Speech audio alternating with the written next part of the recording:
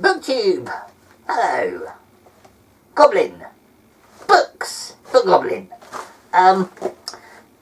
Today I'm going to talk about The Poppy War by R.F. Kuang.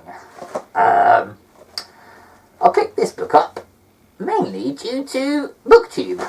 Heard quite a lot of good things about it from more than one channel, so I thought I'd pick it up and read it myself. What are my thoughts? Well, the first question, of course, is did I enjoy it? And the answer is yes. Next question. Was it worth the hype? That is, after all, why I picked it up and read it.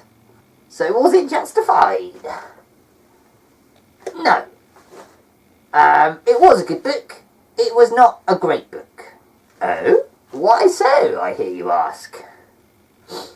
And, fear not, I will tell you. In a roundabout way, as is my manner. First impressions, I thought the first couple of chapters, which can be summarised as girl studies hard for exam, passes exam, were a bit boring, but passing the exam got her into her country's military academy. And I thought that the book was going to progress as a first year of academy book, much like Nevernight or various other YA books. Fairly standard recipe. And it very much felt like that for a fair chunk. But before I'd even got to 20% through the book, Rin, the main character, was finishing her first year at the academy. So obviously it's not that sort of book. And in fact her second and third years at the academy were then glossed over in a few pages.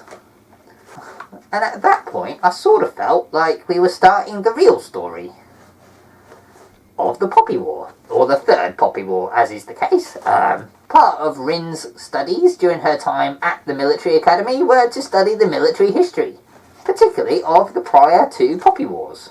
And it's sort of building up to the third Poppy War, which starts when Rin is in her third year of academy, and we're about 20% of the way through the book. And as I say, that sort of felt like the real start of the book. To the extent I kind of felt that first 20% could have been skipped. Would I have missed much? Don't know. There was certainly a lot of backstory in there, but probably didn't need quite that many words to build up the backstory. And what the backstory is this fantasy country that I guess is loosely based on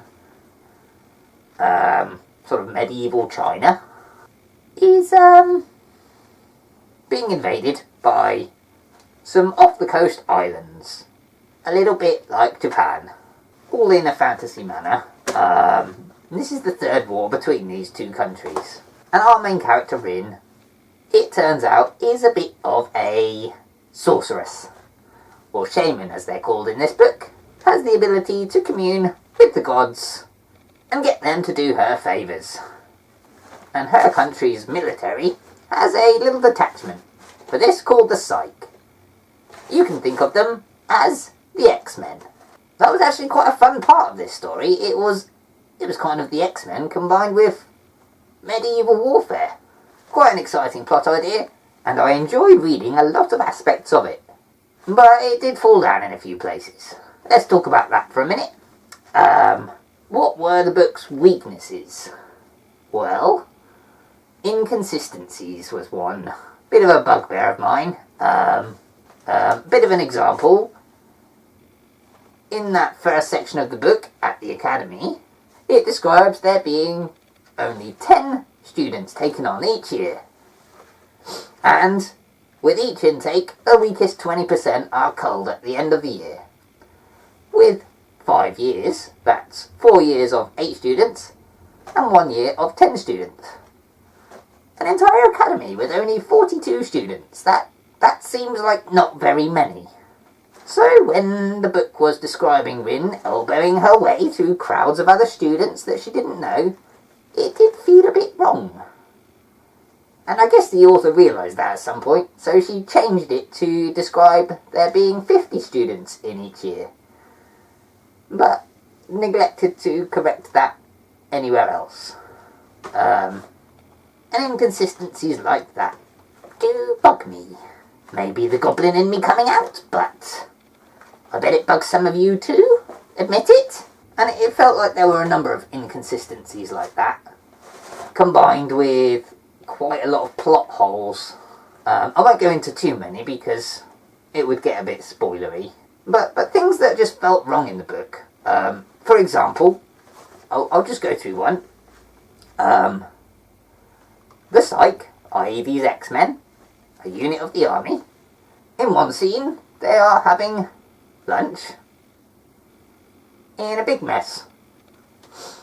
As in military mess, canteen, with regular soldiers from the regular army sharing other parts of the mess. Now, bearing in mind, this has probably been described as a largely secular and atheist nation. And yet, here's these mutant-y X-Men types, one of whom's possessed by a monkey god, and as a result is a giant monkey man covered in fur, strength of 10 men, etc. And another of whom is possessed by the god of water, and lives in a bucket, i.e. a walking, talking puddle. So, giant monkey having conversation with a puddle. None of the other atheist soldiers react to this in any way. Seems a little bit odd. And as a military book, the tactics displayed didn't make much sense.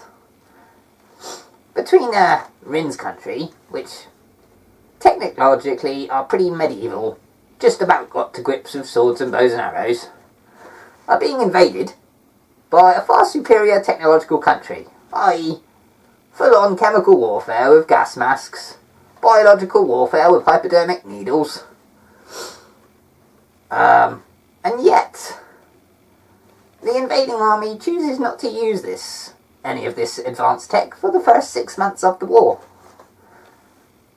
Why? Anyone? No one else thought that was a little bit odd? Oh, just one more. You see, these invading armies have this master plan to use biological warfare to spread the plague amongst the population after they've won the war. Wouldn't you do that before the war?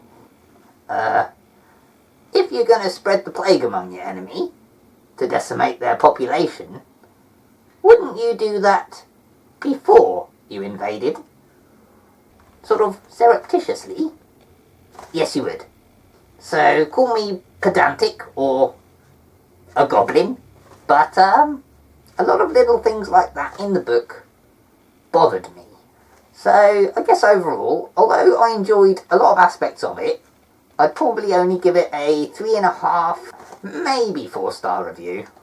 Let me know if you disagree, or why you think I'm wrong. Perhaps I have focused too much on the negative, so feel free to list more of the positives in the comments. Bye.